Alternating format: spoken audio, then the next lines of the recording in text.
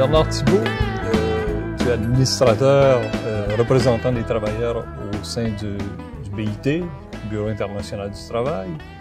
Mais précédemment, je dirais pas une autre vie, parce que c'est la même vie. Tu as été un syndicaliste qui a même dirigé la plus grande centrale ouvrière de France, la CGT. Alors, mais pour y parvenir, tu avais un passé qui t'y menait normalement. Alors, j'aimerais que tu nous rappelles un peu comment tu es venu au syndicalisme et comment tu as fait tes premières armes et qu'est-ce qui t'a amené ensuite à assumer des responsabilités plus grandes dans le mouvement? Ah ben, mon engagement dans le fait syndical est assez simple, je dirais. J'ai commencé à travailler très très jeune. Hein, j'étais apprenti à la Société des chemins de fer, à la SNCF, à 15 ans. Bon, je suis issu, comme tant d'autres, d'une famille modeste. Il y avait 3 enfants à la maison à l'époque, j'étais l'aîné. Et donc, une des manières d'alléger un peu le fardeau, parce qu'il n'y avait qu'un revenu à la maison pour 5 personnes, le papa, la maman et les 3 enfants. Donc, très tôt, j'ai su qu'il fallait que je contribue quelque part aux ressources de la famille. Et l'apprentissage, dans cette période en France, était une forme à la fois d'apprentissage d'un métier, bien évidemment, mais c'était aussi un moyen d'acquérir quelques ressources, même modestes. Donc j'ai passé beaucoup de concours pour les apprentissages. Alors les concours dans l'aérien, à Air France, à la Poste, à la SNCF, bref, tous les concours qui se présentaient, je les ai passés. Et j'ai eu des nouvelles que de la seule SNCF. Et donc je suis rentré à l'apprentissage de 2 années. J'ai fait un CAP de mécanique générale pour l'entretien des locomotives. Bon. Et c'est ainsi que j'ai intégré un atelier dans le 18e arrondissement de Paris, l'entretien des locomotives de la banlieue parisienne. Et à la SNCF, le syndicat est très présent. Ouais. Les syndicats sont très présents. Il y a un taux de syndicalisation plus important que la moyenne. Et dans l'atelier dans lequel je suis entré, en l'occurrence, la CGT était très très présente, très puissante. Et ce qui m'a fait adhérer au syndicat, c'est ce que vivait un vieux militant syndical qui était persécuté par la hiérarchie, par la direction de l'atelier. Qui n'acceptait pas qu'il soit un délégué du personnel, combatif, je dirais. Et bon, il avait tendance, avec son caractère un peu entier, il avait tendance à élever la voix vis-à-vis des dirigeants de l'entreprise. Et en rétorsion, il lui faisait faire les travaux les plus salissants, les plus pénibles. Alors que dans la tradition ouvrière, au fur et à mesure que les années passent, on accepte que les anciens soient orientés sur les tâches un peu plus léger, enfin, si ce n'est légère, un peu moins salissante, un peu moins pénible. Eh bien, eux, au contraire, c'était fait fort, voilà, la pression pour le dissuader. Et donc, j'ai voulu aider cet homme, dont je considérais il s'exprimait, mais au nom de ses collègues, au nom de ses camarades. Il jouait son rôle de délégué. Et donc, je me suis dit que la meilleure des manières pour l'aider, c'était d'adhérer à son syndicat, en l'occurrence la CGT, et à mon tour d'accompagner le syndicat. Et naturellement, de fil en aiguille, mon idée était de s'engager dans le syndicat pour y faire quelque chose. Ça n'était pas une adhésion passive. Donc j'ai demandé ce que je pouvais faire dans le syndicat, et naturellement c'est le genre de question qui reçoit toujours une réponse. Il y a tellement à faire dans les syndicats. Donc j'ai commencé à m'occuper, au travers d'une commission jeune que nous avions, de la situation des jeunes. À la SNCF, il y avait cette particularité, on recrutait beaucoup de jeunes travailleurs en province, et que la SNCF faisait travailler autour de la capitale. Là, il y avait énormément de travail à fournir. Ce qui fait que des jeunes célibataires venaient durant la semaine, travaillaient dans des ateliers principalement, habitaient ce qu'on appelait des foyers de célibataires, et à l'époque, les années 77, un déracinement, et il y avait que des jeunes hommes dans le foyer de célibataires. Et avec un règlement, je parle des années 80, 79, 80, c'est pas si vieux, même si... C'est ça. Dans le règlement intérieur, il était interdit aux jeunes hommes d'inviter des jeunes femmes après 22 heures. C'était, on se serait cru dans un pensionnat religieux. Voilà, tout à fait. Et donc, une de mes premières actions, ça peut être marrant, mais en même temps, à l'époque, c'était une revendication tout à fait actuelle. Une de premières actions, donc, a consisté à organiser un mouvement au travers d'une pétition pour faire reconnaître, pour modifier ce règlement absolument aberrant, Et nous avons obtenu gain de cause auprès de mois et de mois de mobilisation. On a fait modifier le règlement et les jeunes hommes qui le souhaitaient, naturellement, pouvaient recevoir les jeunes femmes si elles le souhaitaient. Et après ces premières expériences de lutte syndicale ou de revendication après, ça a été assez vite, et, puisque ouais. là aussi, lorsqu'on est de bonne volonté, disons Ouais. que les Dès qu'on propositions montre, se le bout du multiplient. nez, on est happé. Et bon, ensuite, ma responsabilité principale, ça a été être secrétaire du syndicat. Bon, le dépôt des cheminots était composé d'une partie de l'atelier, et comme c'était la réparation des locomotives, il y avait aussi beaucoup de conducteurs. Et d'ailleurs, dans l'atelier, enfin dans le dépôt, il y avait plus de personnel qui était conducteur de train qu'il n'y avait de gens pour entretenir les locomotives. Et c'était la première fois dans l'histoire du syndicat où on allait proposer à un ouvrier des ateliers d'être le secrétaire du syndicat alors que la majorité était des conducteurs. Ouais. Il y avait là culturellement, Ouais. ceux qui connaissent le clivage, transport connaissent bien ces métiers très différents parfois. Donc j'ai beaucoup hésité parce que le challenge était quand même assez particulier. Et tu avais quel âge à ce moment-là? Eh bien donc j'étais au retour de l'armée, j'avais 22 ans. Oui. Hein, donc voilà, en même temps j'étais très jeune. Et puis en fait ça a bien marché. J'ai des plus anciens qui sont engagés autour de moi, participer à l'équipe, c'était pour moi une condition, c'est-à-dire que bon, il y avait le pari effectivement de confier à la jeunesse, si je peux dire, l'animation du syndicat. Mais l'inexpérience a aussi ses limites. Donc moi, j'avais aussi mis comme condition que de plus anciens acceptent naturellement de continuer à travailler dans le syndicat. Et ça s'est très bien passé. Ce sont plutôt les autres syndicats qui n'admettaient pas trop qu'il y ait un... Même s'ils étaient faibles dans l'établissement, bon, c'est aussi ce qui m'a permis d'exercer cette responsabilité assez lourde, parce que les conflits liés aux horaires de travail, naturellement, étaient assez nombreux. Et puis ensuite, la région SNCF dans un premier temps, et puis quelques années après, le niveau national, au bureau de la Fédération des cheminots. Et puis ensuite, on m'a demandé de prendre aussi la responsabilité de la Fédération des cheminots. Et ça, c'était 2 ans avant, c'était donc en 1993, 2 ans avant le conflit qui a beaucoup fait parler de lui en 1995, avec le plan Juppé de réforme de la sécurité sociale, et puis où les cheminots étaient particulièrement en pointe, parce qu'en même temps qu'il y avait une grande réforme sur la sécurité sociale française, pour tout dire des attaques très très violentes sur le système de droit, il y avait aussi une remise en cause de l'âge en retraite des cheminots, du système de prévoyance des cheminots, et il y avait un programme de rationnement des lignes ferroviaires qui consistait à fermer à peu près 1/3 des lignes ferrées en France au motif du déficit, d'un programme de train à grande vitesse, enfin bref, d'un État qui n'avait pas investi dans le ferroviaire et qui demandait à la SNCF de s'endetter elle-même. Il y avait des limites, et donc ce gouvernement ne trouvait pas d'autre choix pour s'en sortir que de dire on va fermer 1/3 du réseau. Donc tout ça a fait que il y avait un cumul de mécontentement tel que le conflit, naturellement, s'est installé dans une grève qui a duré plus de 3 semaines. La France était paralysée. Les cheminots à l'avant-garde, mais pas que. Et bon, naturellement, c'est un conflit qui médiatiquement m'a mis sur le devant de la scène. Un conflit dont on est tous assez fiers, parce que ça fait partie des rares conflits qui sont victorieux à l'arrivée. Donc, lorsque ça arrive, il y a eu nettement un recul du gouvernement. Et puis un grand soutien de la population. Donc, c'est pas forcément évident. On sait bien quand les transports sont paralysés, la population hésite. Ça gêne un peu, et là, en même temps, ce qui était perçu, c'est qu'en fait, les cheminots portaient quelque part le message d'une population plus large. Donc, il y avait un grand soutien, au grand désarroi du gouvernement, qui comprenait pas comment les gens pouvaient utiliser leur vélo, faire du stop, étaient gênés par la grève, et ils soutenaient les grévistes. Pour lui, c'était assez incompréhensible. Enfin, ça a été un moment très très important, naturellement.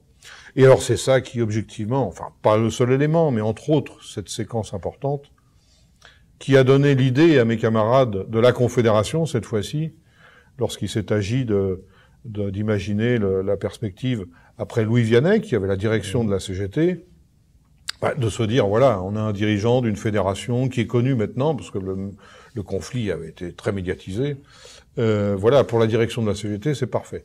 Bon, moi, j'ai beaucoup hésité, comme j'avais beaucoup hésité pour les cheminots, parce que c'est pas parce que des camarades vous souhaitent du bien, pensent du bien vous concernant, que vous ne devez pas réfléchir. Bon, je ne souhaitais pas que ça soit non plus une décision par trop inspirée par un environnement médiatique dont on connaît aussi les limites, que ça soit réfléchi, etc. Donc j'ai bien hésité. Je ne connaissais pas beaucoup le monde interprofessionnel. Je connaissais ma profession, mais très peu de choses. Donc j'ai mis aussi des conditions, c'est-à-dire qu'il y a des compétences, une équipe qui soit vraiment à la hauteur de cette tâche, qui était énorme. Et c'est comme ça donc que je suis devenu le secrétaire général de la CGT à partir de l'année 1999, juste après pour le remplacement de Louis Vianney. De Louis Vianney. Et bon, au cours de ces années, il y a quand même eu aussi des affrontements importants, des épisodes plus dramatiques ou plus... Oui, il y a eu des moments, alors on se rappelle naturellement un peu plus des éléments joyeux du combat syndical, parce que trop souvent, des luttes syndicales ne débouchent pas sur les acquis souhaités. Donc quand ça arrive, parfois, il y a eu ce grand mouvement avec la jeunesse contre le contrat première embauche de Monsieur de Villepin à l'époque, qui avait comme caractéristique, je résume très très simplement, c'était un contrat qui permettait aux employeurs, un contrat réservé pour les jeunes de moins de 26 ans, partant de ce principe selon lequel, pour que les entreprises embauchent, il fallait faciliter les licenciements, ce qui est un adage qu'on n'a jamais vérifié dans la pratique, mais tous les gouvernements, à leur manière, amènent leurs préconisations dans ce domaine. Et donc, ils nous présentent un contrat de travail réservé aux moins de 26 ans, dont la caractéristique était que l'employeur allait pouvoir licencier ce jeune dans les 2 premières années, sans avoir de motif à présenter pour le licenciement. Donc, une espèce d'objet jetable. Localisation systématique. En plus, contraire à la convention, une des conventions internationales du travail, la 158, que la France a ratifiée, donc que la France est censée respecter devant le monde entier, qui oblige donc tout employeur à devoir justifier un licenciement. On ne peut pas jeter les gens à la rue par un claquement de doigts. Je sais bien que beaucoup de patrons estiment que c'est une infraction à leur liberté d'employeur, mais pour les salariés, c'est un élément de base du respect de la dignité du travailleur. Et donc, à la grande surprise de ce gouvernement, les jeunes ont bien compris ce qui les menaçait, et même à un niveau de chômage très important, un niveau de précarité très important. Ils n'ont pas du tout adhéré à cette idée selon laquelle ils devaient être des salariés de deuxième zone, plus fragiles que les autres, et donc en coopération avec les mouvements de jeunesse. Il faut dire que tous les syndicats de salariés s'étaient coalisés sur cette question-là, il n'y avait pas eu de division, et heureusement. Et donc nous avons travaillé main dans la main avec les organisations de jeunesse, soit des syndicats, des associations d'étudiants, etc., etc. Ça a mis énormément de monde dans les rues, de manière considérable. Ça a contraint le gouvernement à reculer sur un aspect, le contrat première embauche, et il a fallu malheureusement avoir recours à l'Organisation internationale du travail, à une plainte pour faire reconnaître qu'un autre contrat, le CNE, qui était un petit frère, je dirais, de la première disposition, soit reconnu illégal au regard de la Convention internationale du travail. Et ça a été un grand moment parce que avec les mouvements de jeunesse, en étant très respectueux des diversités des différentes organisations, nous avons pu susciter un mouvement unitaire avec une force considérable dans le pays. Je pense même que ce sont les jeunes qui ont entraîné leurs parents, voire leurs grands-parents dans la rue. Les parents étaient plutôt hésitants, et c'est la jeunesse qui a entraîné le reste de la société à se mobiliser. Ça a été un grand moment. Après, on a eu d'autres conflits, très souvent sur les retraites. La réforme de Monsieur Fillon. Alors, Monsieur Fillon revient d'actualité, puisqu'on est quelques heures après son élection au sein des cercles de droite comme étant le prochain candidat. Son expérience, d'ailleurs, l'amène apparemment à préconiser des mesures encore plus libérales que celles qu'il a défendues. Et Dieu sait que il y en a eu, il y en a eu, le recul de l'âge de départ en retraite, la sécurité sociale, etc. Donc, il y a eu des conflits aussi avec Monsieur Fillon, avec Monsieur Sarkozy, là aussi sur la retraite, la réforme en 2010. Là aussi, on a obtenu de l'Organisation internationale du travail qu'elle dénonce des réquisitions de personnel qu'il avait décidées dans des raffineries de pétrole, ce qui n'est pas conforme aux textes internationaux qui protègent le droit de grève. Il y a eu beaucoup de tensions, et en même temps de grands moments. Pendant toute cette période où tu es à l'avant-scène avec tous tes camarades dans ces grands combats, il y a peut-être un éveil qui se fait peu à peu à la dimension internationale. Oui, alors nous créons, il y a juste 10 ans d'ailleurs, la semaine prochaine sera marqué à Vienne l'anniversaire de la création de cette nouvelle internationale, la CSI, la Confédération syndicale internationale. Bon, pendant très longtemps, rappelons-le, le paysage syndical mondial était éclaté, je dirais, à l'image de la structure mondiale du monde sur un plan politique. Les blocs politiques se reproduisaient quelque part sur les alliances syndicales. Bon, de nombreux syndicalistes ont pris conscience, surtout après 89, l'écroulement du mur de Berlin, cette économie de plus en plus mondialisée, unique. D'ailleurs, les entreprises, on le voit bien aujourd'hui, ne reconnaissent pas les frontières. Elles ne reconnaissent pas d'ailleurs les régimes, elles font des affaires, quels que soient les régimes, elles savent s'accommoder, soit des démocraties, des dictatures, bref, tout ça, pour elles, ça n'est pas un sujet majeur. Et donc, il était effectivement dommageable que le mouvement syndical, lui, reste structuré sur des bases historiques pour lesquelles il y avait des explications, naturellement, mais qui n'étaient plus en phase avec cette économie mondialisée. Et donc, la prise de conscience qu'il fallait absolument réunifier le mouvement syndical en une organisation unique a pris le dessus. Et donc, la CISL d'un côté, la CMT, les syndicats qui étaient affiliés plutôt d'obédience chrétienne, avaient engagé ce processus de fusion, mais souhaitaient qu'au passage, et c'était un très bon objectif, je dirais, que d'autres organisations qui n'étaient plus affiliées dans aucune internationale soient aussi intéressées à ce projet. C'était le cas de la CGT. C'était donc le cas de la CGT. La CGT avait quitté la FSM. En 1995, le Congrès avait décidé de quitter la FSM après des années où nous avons cherché à l'améliorer de l'intérieur, et puis force est de constater que ça n'était pas possible, donc nous avons pris la seule décision qui était à prendre, je pense, c'était de quitter cette internationale. Nous avions intégré entre-temps, en 99, la Confédération européenne des syndicats, puisque naturellement, il y a une institution politique européenne particulière, et là, depuis 1973, les syndicats ont ressenti le besoin de s'organiser de manière spécifique en Europe, mais nous étions curieusement laissés de l'autre côté de la porte.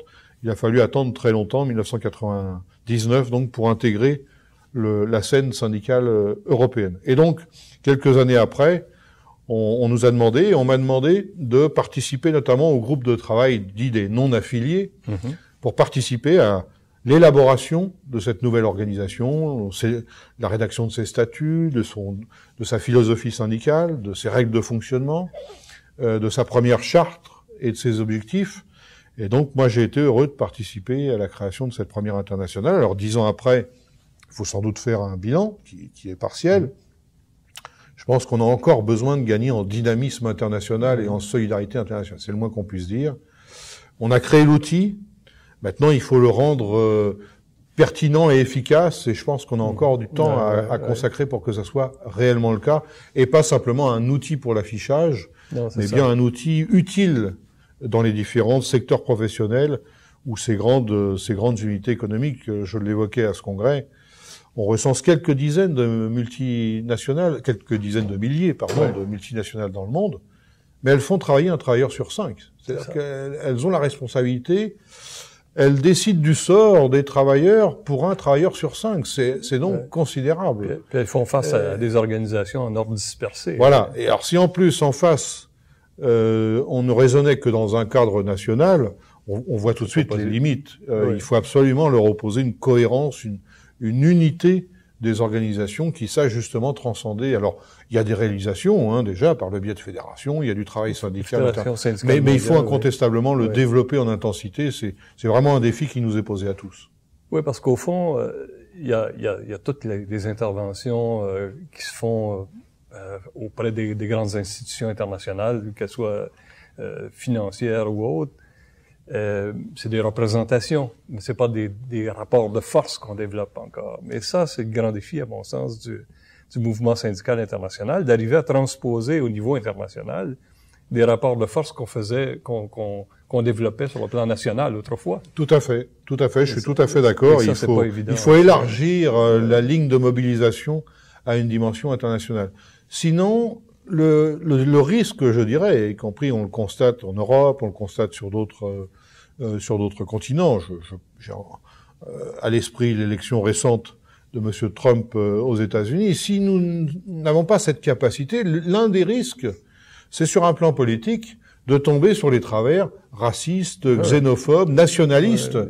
Et on sait qu'historiquement, sur cette base-là, à force d'exacerber les nationalismes, c'est source de tensions, de conflits, voire de multiplication de risques de guerre, objectivement. À force d'exacerber les nationalistes, si on le fait dans tous les pays, si on assiste à ça dans tous les pays, les différents peuples vont finir par se mettre sur la figure, si je peux utiliser l'expression. Donc c'est vraiment un enjeu majeur que d'arriver à montrer que notre intérêt commun, c'est l'élévation des droits à une échelle internationale, et non pas essayer de défendre un précaré qui en plus ne résistera pas à cette mise en concurrence des travailleurs par le moins-disant social. On voit que les pays développés, les plus développés en droits sociaux, ont tout intérêt à faire progresser les droits de ceux qui en ont le moins, parce que sinon c'est à nous tous que l'on explique que nous serions des privilégiés qu'il faut accepter de renoncer aux droits d'aujourd'hui alors qu'ils ont été possibles hier, ce qui serait quand même un comble. Tu as publié cette année, avec ton ami Koutaz, un livre sur la situation justement de ces grands enjeux mondiaux et vous avez donné le titre à votre livre de Troisième Guerre mondiale, qui est une guerre sociale. C'est une formule choc, mais elle est justifiable, je ne doute pas. En tout cas, c'est un choix délibéré, bien évidemment. Chacun peut imaginer qu'on réfléchit avant de mettre un titre sur un livre pour essayer d'avoir la formule qui semble la plus représentative de ce que le livre veut porter. Donc, c'est naturellement, délibérément, que le mot « guerre » est dans l'intitulé du titre. Certains journalistes m'ont fait la critique. Vous utilisez le mot « guerre », c'est peut-être pousser le bouchon un petit peu loin, parce que les guerres, c'est des morts, c'est du sang, c'est... bon. Mais justement, et c'était un des arguments pour moi dans l'utilisation de ce titre, peu de gens, par exemple, savent qu'il y a dans le monde, chaque année, plus de morts par le travail qu'il n'y a de morts du fait des guerres, toutes les guerres réunies sur la planète. 2 300 000 salariés décèdent chaque année. Et encore, on est à un chiffre qui est officiel, il est reconnu par les États, celui-ci, mais qui est en dessous de la réalité, dans la mesure où on sait par ailleurs qu'un travailleur sur deux n'est pas déclaré dans le monde. Un travailleur sur deux n'a pas de contrat de travail. Donc c'est 2 300 000 décès par an, uniquement à partir de ceux qui sont déclarés. Donc on peut imaginer qu'on va bien au-delà des 4 millions, malheureusement. Parce que, on s'en doute, les travailleurs non déclarés sont par les plus définition, vulnérables. Ils ne peuvent pas avoir d'accident de travail, ils ne peuvent pas avoir de maladie professionnelle, ils n'existent pas, alors qu'ils sont souvent dans les conditions pires encore de travail que ceux qui sont déclarés. Donc ce chiffre de 2,3 millions, il est très en deçà de la réalité. Et pour autant, même en prenant ce chiffre plancher, il y a donc plus de décès par le travail que par les guerres. Donc le mot guerre, cette mise en concurrence des travailleurs, qui est la conséquence d'une guerre économique, ce sont les employeurs qui utilisent le langage guerrier très souvent. Même les chefs de gouvernement, nous sommes dans une guerre économique. Nous sommes, alors ils disent parfois dans une compétition économique. Mais vis-à-vis des équipes, on n'hésite pas à utiliser le langage guerrier. Guerre économique, guerre commerciale. Chacune des équipes est remontée pour faire la guerre à l'autre. Guerre technologique, guerre des matières premières. Le mot guerre, il est omniprésent dans le discours d'entreprise. Et puis l'autre argument qui, pour moi, était important, enfin qui a inspiré le choix du mot guerre, le fait qu'il y ait le mot guerre dans l'intitulé du livre, c'est que l'histoire de l'Organisation internationale du travail est intimement liée aux 2 premières guerres mondiales. L'Organisation internationale du travail est née en 1919, après la Première Guerre mondiale. Justement, les États, en 1919, considèrent qu'il faut mettre de l'huile dans les rouages sociaux, parce que la Première Guerre mondiale trouve sa source, une de ses sources quelque part, sur la pauvreté, la précarité. Il y a aussi la révolution de 1917 en Russie, qui fait craindre que, si la précarité et la pauvreté progressent, l'esprit révolutionnaire va bousculer l'ordre établi. Donc, il faut prendre des mesures, et donc il donne naissance à cette institution qui n'est pas très connue. Mais qui est d'ailleurs la première grande institution internationale. La première grande institution mondiale pour essayer d'imaginer le monde de demain. Bien avant les institutions de Bretton Woods. Tout à fait. Et dans laquelle les travailleurs ont voix au chapitre. Là aussi, c'est une spécificité mondiale. Puisqu'y siègent les États, les employeurs et les travailleurs. C'est le seul lieu mondial où les travailleurs ont voix au chapitre, comme les autres acteurs qui sont autour de la table. Donc certains aujourd'hui pensent que c'est dépassé. Au contraire, tout en mesurant les insuffisances, je pense qu'il faut le prendre comme un point d'appui pour élargir ses prérogatives. Sinon, nous n'aurions pas d'autre opportunité. Puis la deuxième étape historique que je voulais évoquer, c'est que, comme chacun sait, ça n'a pas empêché une deuxième guerre mondiale, la Seconde Guerre mondiale. Et c'est justement en 1944, presque à la fin de la Deuxième Guerre mondiale, que les États se réunissent de nouveau et disent « on n'a pas été assez loin ». Et quand on analyse les événements qui ont précédé le déclenchement de la Deuxième Guerre mondiale, là aussi, la précarité et la misère, la crise de 1930, la crise économique de 1930, a été un terreau favorable aux théories politiques racistes, xénophobes, fascistes et à l'émergence du nazisme. Il y a bien sûr d'autres éléments, mais enfin, ça a été un des éléments de cristallisation qui a provoqué l'effroyable, comme chacun sait. Et donc, en 1944, ils adoptent une déclaration dite de Philadelphie qui, je la reproduis d'ailleurs dans le livre parce que je considère qu'en la relisant aujourd'hui, c'est un texte très ancien, mais dans sa philosophie politique, on peut considérer que il reste pertinent. Les États disent, par exemple, le travail n'est pas une marchandise. Aujourd'hui, le travail n'est pas une marchandise, alors qu'on nous parle du marché du travail en permanence, partout, on nous parle du marché du travail. Ils disent, la pauvreté, où qu'elle existe sur la planète, représente une menace pour la prospérité de tous. Relire cette phrase ou entendre cette phrase aujourd'hui, quand on regarde la réalité de la planète, c'est se dire qu'il y a bien des points du globe où la pauvreté et la précarité dominent. Ça veut dire que c'est autant de points qui, de nouveau, menacent la prospérité de tous. Et d'ailleurs, les événements brutaux, criminels parfois, montrent bien aujourd'hui que les zones de pauvreté sont la source de tension et jouent à l'encontre de la prospérité de tous. Donc il faut s'occuper de la misère et de la précarité où qu'elle existe sur la planète.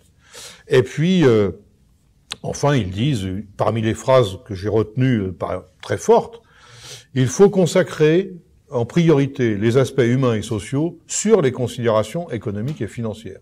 Alors qu'aujourd'hui, la plupart des gouvernements, la plupart des directions d'entreprise nous disent, mais le traitement du social dépend de la situation financière et dépend de la situation économique. Les chefs d'État, à la fin de la Seconde Guerre mondiale, avaient préconisé un raisonnement inverse. Les considérations sociales après les considérations économiques et financières. On se donne des objectifs sociaux, après on discute des modalités pour le financement, mais on remet pas en cause les objectifs sociaux. Aujourd'hui, on a l'impression que on inverse complètement cette problématique et on nous explique sans arrêt qu'il n'y a pas les moyens, on ne peut pas réunir les moyens, donc il faut renoncer à la promotion du progrès social.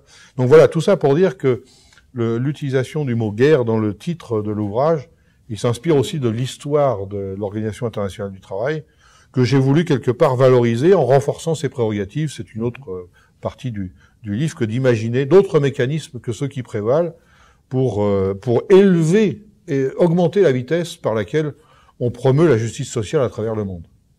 Tu es optimiste face à l'évolution du rôle que joue l'OIT en ce moment dans le monde. On a l'impression qu'au cours des dernières décennies, on a tenté de le marginaliser, de le rendre un peu symbolique. Disons que l'OIT a pu bénéficier lorsque le monde était régi par ces blocs politiques opposés. Il y avait une forme de compétition entre ces blocs et quelque part une émulation, puisque chaque bloc s'efforçait de montrer que du point de vue social, c'était son système qui était le plus avantageux. Et donc il y avait une forme d'émulation avec la naissance de conventions internationales du travail, ce qui ne veut pas dire qu'elles étaient toutes appliquées, mais quand même, dans les principes, l'édification, le principe de protection sociale, avec la disparition de ces blocs politiques, aujourd'hui, la plupart des décideurs considèrent il n'y a plus de débat sur le système politique qui devrait prévaloir. La logique de marché s'impose comme étant la seule réponse. C'est une évidence. Il n'y aurait plus d'alternative à imaginer. Et ça, on le retrouve à l'Organisation internationale du travail, qui est une agence de l'ONU, et on retrouve aussi les limites, voire les crises qui traversent l'ONU, parce que lorsqu'on voit, pour la sécurité de la planète, des pays aujourd'hui s'affranchir des résolutions de l'ONU, qui est censée s'exprimer au nom de la communauté internationale, on retrouve cette tendance au niveau du travail. Il n'y a pas de raison que certains pays, qui décident de faire comme bon leur semble, quelle que soit l'opinion des autres pays, sur le social, ne décident pas la même attitude, quelque part. Donc ça, c'est particulièrement nuisible. Alors, c'est vrai que si on avait une page blanche, s'il n'y avait pas d'institution mondiale, je pense que les États, aujourd'hui, n'imaginerait pas la mise en place d'un instrument pour promouvoir le droit social à l'échelle internationale. Donc il faut plutôt s'appuyer sur cet outil. Par contre, pour renforcer ces moyens, je pense qu'il n'y a que le camp syndical, que le camp des travailleurs qui peut créer les conditions pour amener les gouvernements, sous la pression naturellement, avec un certain rapport de force, à prendre des dispositions. Comme la population peut peut se mobiliser pour obtenir des gouvernements qu'ils prennent des dispositions s'agissant de l'environnement, on doit aussi faire pression pour leur demander de prendre d'autres dispositions s'agissant du social. Parce qu'une chose est évidente, de mon point de vue, mais ça je crois que c'est partagé par beaucoup, si on laisse la seule logique de marché commander l'économie mondiale, on s'aperçoit que le sort des hommes et des femmes n'est pas une priorité dans l'économie de marché. Il faut donc d'autres règles, d'autres principes, d'autres outils de contrôle, et je me dis qu'il est urgent dans la mesure où les droits humains les plus fondamentaux aujourd'hui sont toujours enfreints par certains pays, par certaines entreprises. Il y a encore du travail des enfants, 168 millions d'enfants recensés au travail, alors que c'est interdit par une convention internationale.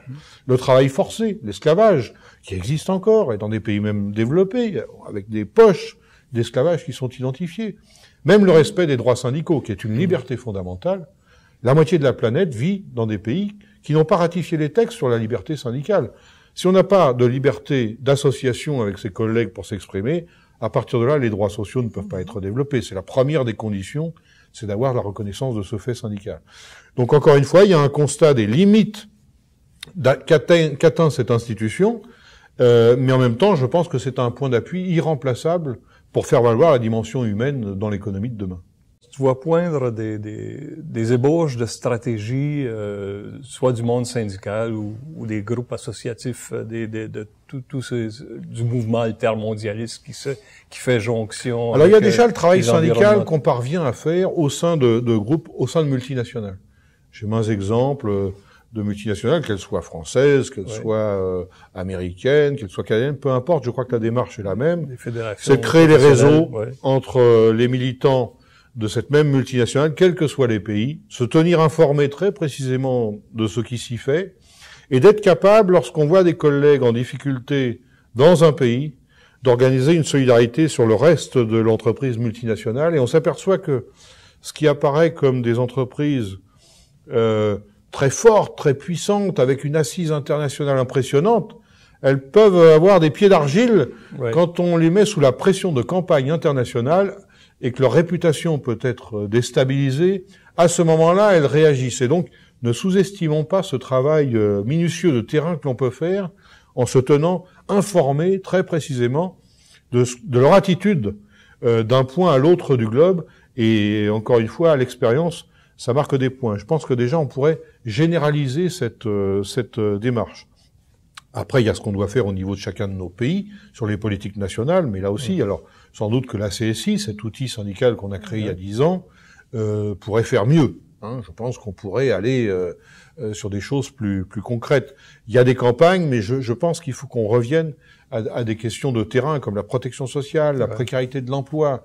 Que ça soit un véritable outil utile aux différentes organisations. Bien enraciné là-dedans. Voilà. Les déclarations, on est capable de faire des déclarations, des textes. Je pense que l'efficacité, elle se mesure maintenant sur le terrain. Est-ce qu'on arrive à modifier ou pas concrètement les réalités vécues par les travailleurs? Sinon, l'utilité du syndicat, c'est vrai dans un cadre national. C'est à partir de sa capacité à modifier le concret, le quotidien, que son efficacité est appréciée. En même temps, ça ne doit pas nous empêcher, ces actions concrètes, d'être exigeants vis-à-vis des institutions, c'est-à-dire revenir vers le pouvoir politique en demandant des changements institutionnels forts. Je fais le parallèle avec l'Organisation mondiale du commerce, le FMI. C'est pas normal que des institutions mondiales puissent prendre à rebours le droit international des travailleurs. Le FMI prête de l'argent dans certains pays en demandant aux États parfois de se mettre hors la loi concernant les dispositions sociales. C'est quand même extraordinaire. Puis incite aussi à réduire les protections sociales. Des programmes d'austérité, de privatisation. d'abaissement des retraites unilatérales. La Grèce, par exemple, enfin je pense à la Grèce parce qu'en Europe, c'est un des pays, mais même au-delà, qui souffre depuis de nombreuses années. Il y a des aberrations. Donc on demande, il faut rééquilibrer les pouvoirs de ces institutions, les règles du commerce international. L'OMC aujourd'hui, elle a un règlement et la possibilité de sanctionner les entreprises lorsqu'elles ne respectent pas les règles du commerce, mais on ne sanctionne pas les entreprises lorsqu'on ne respecte pas les règles internationales sur le plan social. Et puis l'autre parallèle que je fais, c'est qu'aujourd'hui, l'OMC élabore des règles se souciant du sort fait aux animaux dans les règles du commerce, parce que le consommateur veut savoir comment les animaux sont élevés, sont transportés, sont abattus, et on peut comprendre le souci du consommateur. Ouais. Donc l'OMC met des règles pour être sûr que les animaux sont bien traités. Et on n'a pas de règles se souciant de la manière dont les hommes et les femmes qui sont au travail sont traités. On voit bien que là, il y a 2 poids 2 mesures et qu'on vient de rééquilibrer. J'ai rien contre la préoccupation concernant l'espèce animale, mais il faut quand même remettre les priorités là où elles doivent l'être. Oui. Bah, écoute, je sais qu'on pourrait prolonger sans doute. Très longuement, mais il y a peut-être des messages que tu souhaiterais adresser soit aux camarades syndicalistes québécois ou à l'ensemble du mouvement syndical en ce moment. Qu'est-ce que tu souhaiterais? Nous sommes globalement, je dis nous, parce que c'est un constat qu'on peut faire sur les différents continents, le mouvement syndical a été affaibli, est affaibli et déstabilisé par la précarité de la relation de travail, incontestablement. Le mouvement syndical est né, s'est développé et est encore implanté le plus largement là où les emplois sont un peu plus stables, dans les grandes unités de production. Et il faut absolument, même si chacun y réfléchit depuis des années, prendre des dispositions. Il faut absolument que le mouvement syndical trouve la manière d'organiser les travailleurs dans des situations qui sont les leurs, de plus en plus précaires. En voyant avec eux quelles peuvent être ces formes d'organisation, d'initiative. C'est vraiment le défi, parce qu'on répondra aux besoins des salariés qu'en étant aussi organisé avec eux, en ayant chacun de ses profils dans nos rangs. Ce ne sont pas, on sait bien, les femmes présentes dans le syndicat ont contribué à la prise en compte de la réalité féminine au travail, qui est plus précaire, qui est plus exploitée encore, etc. S'il n'y a pas de femmes dans le syndicat, on sait que la condition féminine ne sera pas naturellement prise en charge par les hommes. C'est vrai des jeunes. La jeune population, si elle est dans le syndicat, va aider à faire prendre en compte des aspirations de nouvelles générations, si les jeunes ne sont pas présents. C'est vrai aussi des profils de salariés. Si les plus précaires ne sont pas présents dans le syndicat aura du mal à répondre à leurs attentes. Et donc voilà, c'est sans doute pas un constat nouveau, mais vraiment je crois que le défi il est là. Si ceux qui sont organisés prennent des dispositions pour organiser les plus précaires d'entre nous, le syndicalisme gardera une pertinence et on verra qu'il y aura beaucoup d'échos parmi la population. On a parfois le sentiment de prêcher un petit peu dans le désert, mais on voit qu'en cas de difficulté, beaucoup de gens sont prêts à se tourner ou à demander conseil au syndicat. Donc il y a un intérêt, il y a même une impatience, je dirais, à ce que le syndicat relève ce défi. Et puis c'est pas aux salariés, aux travailleurs de s'adapter au mode d'organisation du syndicat, c'est bien au syndicat de prendre les dispositions pour s'adapter à la réalité du travail précaire qu'on cherche à nous banaliser aujourd'hui. Merci beaucoup. Merci. Merci. Merci.